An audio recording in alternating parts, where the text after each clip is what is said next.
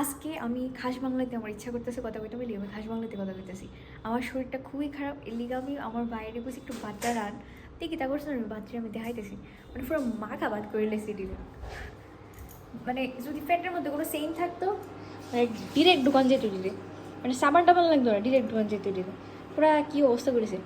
আর ধো ওই আমার কই রে রান সহ্যে ও তো এটার মধ্যে ওখানে ফুলকপি সিদ্ধ করেছে, মানে নিচটা দেখলে কন যেত মানে কি পরিমাণ কালা করছে তো এটারে, মানে ফুইরা সুইরা একখানে করে দিতে। কিন্তু আমার আগে রান্ধুন না করছি তো এটাই বেশ। হ্যাঁ, তো কিন্তু আমি কিন্তু নতুন রান্ধুন, আমি নতুন রান্ধুনে ওই স্লোস না রাখতে পারা রান্ধতে কেউ ভাই টানতে লাগলে আমার কইও, মানে আমি ফ্রিতে করে দিই। হ্যাঁ, আবার এক্সট্রা তোমরা কাজের লোক রেখে দিও, কারণ তোমরা কালি টালি পরিষ্কার করে লাগবো আলাদা একটা মানুষ রেখা, তোমরা রেখে দাও কালি তো লিখা। আর অবস্থা তো না পুরো নিচে মিশে বাচ্চা ফালায় সেটা কি অবস্থা। আমি জাস্ট দেখাইতেছি একটা বার টিপ। হ্যাঁ রে, এটা তো তাও 2 টিপে রাঁধছে। প্রথমের টিপটার মধ্যে জায়গা আছে না, কুলাইছে না, এবার আরেক টিপে রাঁধছে। প্রথম আরেকটা জিনিস আমি তো এটা তো ক্যাপচার করছি না, কিছু জানি আমি বুঝেছি দেখি তা করছে। প্রথমে ভাত রাঁধছে, ভাতে জল দিয়েছে 1-2টা, হ্যাঁ, আর আমি তো কারেন্টের ওভেনে রাঁধছি। আর থেকে তা করছে ইলেকট্রিক স্টোভের মধ্যে রাঁধছি কারেন্টের ওভেন বলে